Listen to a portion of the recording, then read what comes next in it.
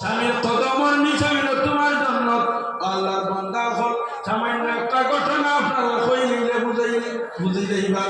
একবার আল্লাহর বান্দির একমাত্র বাচ্চার আদর কিতাবের মধ্যে আনন সংক্ষেপে হইয়া তার ছেলের বেমার কমবার লাগি মানিসলা বলে আল্লাহ আমার বাচ্চার বেমার কমাইয়া দেও, আমি এক সপ্তাহ লগে দুনিয়া ছাড়ি দিব। হাজার বলে কয়েকদিন পরে স্বপ্নে দেখছ তাই কবরের মধ্যে গেছিল ব্যবস্থা করিয়া দিছে। খবর গিয়া তো কান্দন আরম্ভ হয়েছে, যদি এখন আমার রূপ বাহির হয়ে যায়, আমি যদি মারা যাই, সে আমারে কলিমা দিব, সে আমারে সাহায্য করব। আল্লাহর বান্দি খবরের মধ্যে কান্দে কান্দে ঘুমাই যায়। অতিরিক্ত কান্দনের পরে মানুষের নয়নের মধ্যে আপনা আপনি ঘুমাই যায়। যে সময় ঘুমাইছিল সময় স্বপ্নে দেখো যে তার পিতানে দিয়ে একটা সেদ্রি দেখা যায় জানালা বা স্বপ্ন যুগে বাহির হয়েছিল বাগান দেখছ, বাগানের মধ্যে একটা বিল্ডিং, আর বিল্ডিং এর সামনে এত সুন্দর সুন্দর দুইটা জান্নাতি চেয়ার রাখা, আর দুইটা চেয়ারের মধ্যে দুইজন মহিলা বই রয়েছে। একজনের মাথার মধ্যে পাখিয়ে পাই দিতে আছে, আর অপরজনের মাথার মধ্যে পাখিয়ে টুকটি কুন্টাইতে আছে। যার মাথার মধ্যে পাখিয়ে কুন্টাইতে আছে ইয়াল্লাহর বান্দির তারে চক্ষুর জল বাইয়া যা রক্ত পড়ে। জিজ্ঞাসা করলা করো ও আল্লাহর বান্দি, তুমি যে বাচ্চা চেয়ারের মধ্যে বল এখান কোন কারণে পাইলাই? বলে ও আল্লাহর বান্দি আমরা জানা তুমি কবরের মধ্যে এক সপ্তাহ লগে আইছো, সপ্তাহ পুরার লগে লগে যাইবে কি? এই চেয়ারটা আমার ইমান এবং নেকা আমলের খাতিরে আল্লাহ আমার দান করছেন। আর দুই নম্বর হইল আমি আমার স্বামীর খেদমত করতাম, স্বামী আমার উপরে কুশ, আমি যে সময় মারা গেছি আমার স্বামী আমার উপরে কুশ দিয়ে আসলা, ও কারণে আল্লাহ জান্নাতে বাকি দিয়া আমার মাথার মধ্যে ফাইল দেওয়াইতে আসো। আচ্ছা তোমার বাজু পাইলাম বন্ধ করছেন তোমার খবর, তুমি তো দেখি বেশতেছি আর আর তোমার মাথার পাখি কোন কারণে তো কোনটায় আর খান্দরায় তোমার কারণটা তোরা কইতে পারবাইনি। ও সময় আল্লাহ বান্দে আমি জমিন থাকতে সময় আল্লাহ বিশ্বাস করেছি, শরীয়তের হুকুমরে মানি আমি চলতাম, কিন্তু আমার স্বামীর হুকুমরে স্বামীর বাধ্য ছিলাম না, স্বামীর কথারে সর্বদা মানতাম না, উল্টা পাল্টা করতাম। আমি যে সময় মারা গেছি এই সময় আমার স্বামী আমার উপরে বেজার আসলা, যার কারণে আমার আল্লাহ তাআলা এই শাস্তির মধ্যে রাখিয়া তুই অর্থ।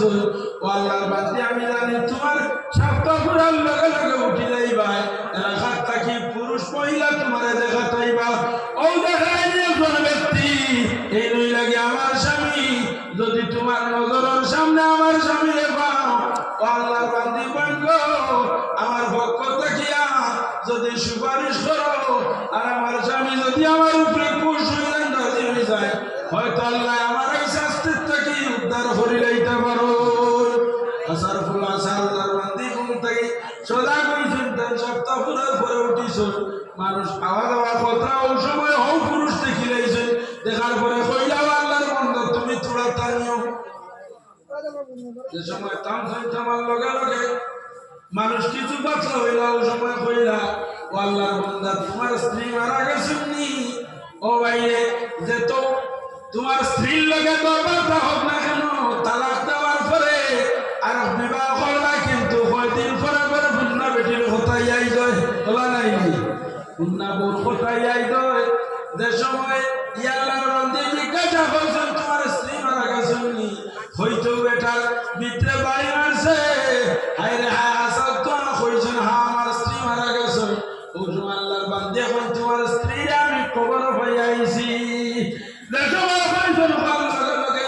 আল্লাহর বান্দা দিলের মধ্যে আপনার তড়ফড় আরম্ভ হয়ে গেছে।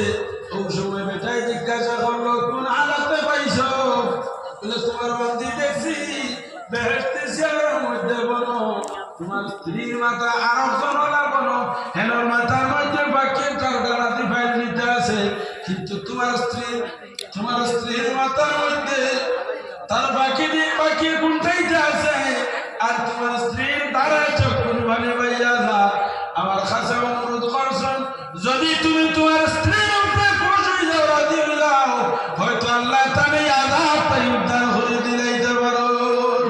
ও ভাইরা যে সময় আল্লাহর বান্দা শুনছে, শোনার লগে লগে দ্বারা চক্ষুর পানি লাগাইছে, আর বলল রে আল্লাহ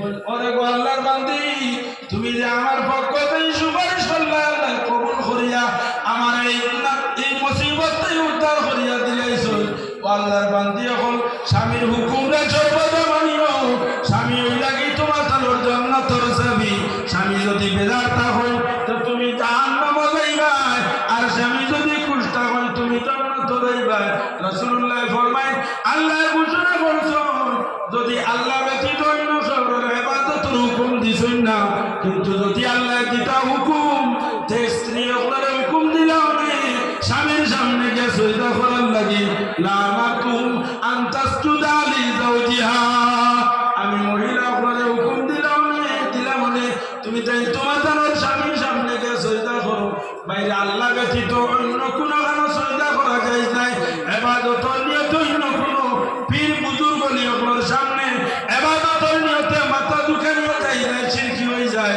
আল্লাহ আপনারা আমরা সমস্ত ইবাদত করতো আর মা বইন ওগুলোর স্বামীর খেদমত করিয়া জান্নাতে হওয়ার তৌফিক দান করুক পর্দার ভিতরে থাকিয়া জান্নাতি সম্মান হওয়ার তৌফিক আল্লাহ দান করুক ওয়া আখিরু দাওয়ানা